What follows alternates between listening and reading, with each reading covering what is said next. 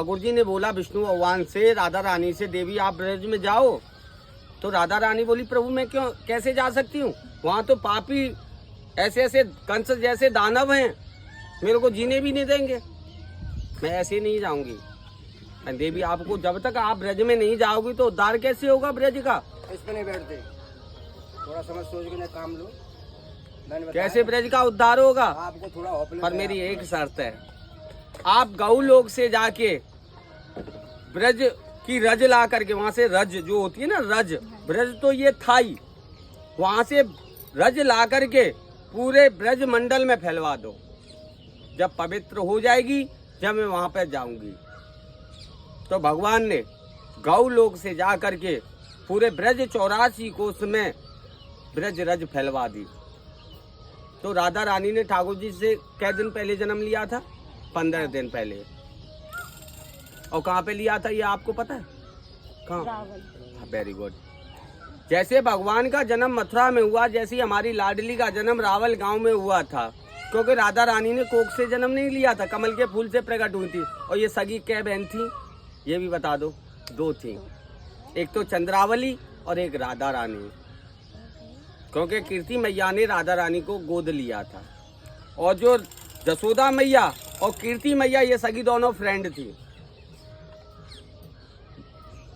तो जब ठाकुर जी का जन्म हो, जैसे गोकुल से मथुरा से जन्म होके गोकुल पहुंच गए, तो राधा रानी जब 18 महीने की थी तो राधा रानी ने नेत्र नहीं खोले थे।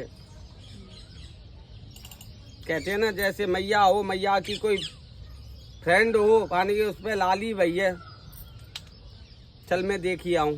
तो नंद बाबा से जसोदा मैया बोली कमो थोड़ो लाल बाप कीर्ति पे छोरी भैया, मैं अपनी ब्रजवास लड़की बोल जाता हूँ मैं, लाली भैया मैं उसके दर्शन करिया हूँ, मैं अपने नेत्र ना खोले। तो नंद बाबा बोले जैस भाई देखो आपके बीच में मैं कैसे बोल सकता हूँ, आप जा सकती हो। तो ठाकुर जी को लेके गोकुल से कीर्ति मैया, जसोदा मैया कीर्ति मैया के पास पहुंची। तो एक पलने में राधा रानी, दूसरे पलने में बाजू में कीर्ति मैया ने कान्हा के लिए पलना बिछा दिया। जैसे ही ठाकुर जी ने उंगली टच की राधा रानी से, तो राधा रानी ने तुरंत ठाकुर जी की तरफ पलट लिया। तो नेत्र वहां खुले थे। लोग कहते हैं भैया आप तो ब्रजवासी हो, आपको तो पता होगा कहाँ कन्हैया मथुरा को, कहाँ राधा बरसाने, इनको मिलन कैसे भयो,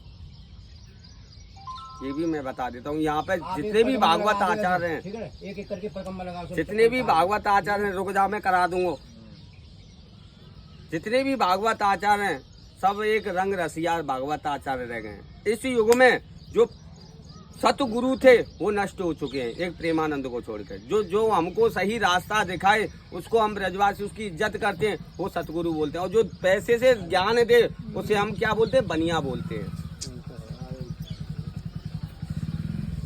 तो भगवान ने जो बाले लीलाएं की थी वो गोकुल से की थी। पूतना को मारा, कासुर बकासुर को मारा, गोकुल में मारा, वृंदावन में महाराज किया, कालिया मर्दन किया, गोपिकाओं का वस्त्र चुराया तो गोकुल से जाके किया वृंदावन में, और गोवर्धन पर्वत उठाया तो गोकुल से जाके उठाया। तो नंद बाबा घबरा गए थे, क्या मेरे लाला के लिए खतरा बढ़ता जा रहा है, यहाँ गोकुल रह के मैं क्या करूँगा।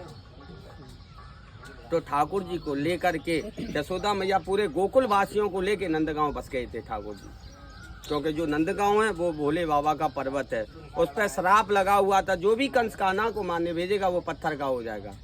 तो हाउ बिलाव नाम के 2 दानव भेजे थे, आज भी जाओगे वहाँ पे पत्थर के ही मिलेंगे।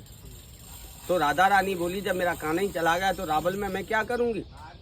तो इसी कारण वो राधा रानी हमारी विराजमान हुई थी बरसाने में, इसलिए उनको बरसाने वाली कहा जाता है। जैसे ठाकुर जी का जन्म मथुरा में हुआ, कन्हैया से कोई ये तो कहता नहीं तू मथुरा वाला है, सब नंद लाला बोलते उसे, ऐसी हमारी लाडली को बरसाने वाली कहा जाता है। तो नंदगांव बरसाने के बीच में प्रेम सरोवर। तो ठाकुर जी अपने ग्वाल वालों के साथ गाय चराने आते थे, राधा रानी अपनी सखियों के साथ पानी भरने जाया करती थी। जो रास्ते में जो प्रेम सरोवर था वहीं अक्सर मुलाकात हुआ करती थी।